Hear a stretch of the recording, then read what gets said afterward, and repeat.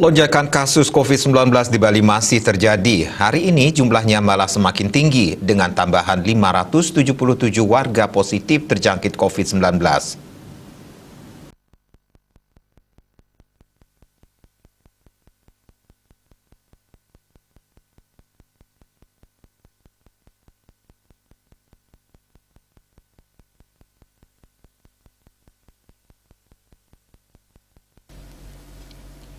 Tambahan kasus hari ini terdiri dari 515 transmisi lokal, 56 pelaku perjalanan dalam negeri PPDN, dan 6 pelaku perjalanan luar negeri PPLN.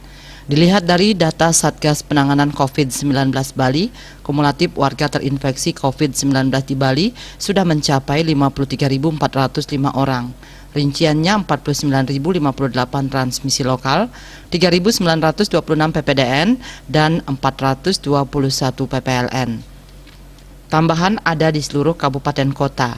Pada hari ini kenaikan kasus didominasi oleh satu zona oranye, yakni Denpasar yang melaporkan 211 warganya terjangkit COVID-19.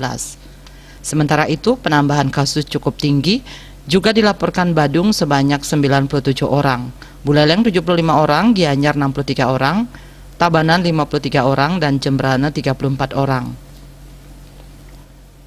Tambahan 14 kasus dilaporkan Klungkung, Karangasem 10 orang, dan Bangli 7 orang.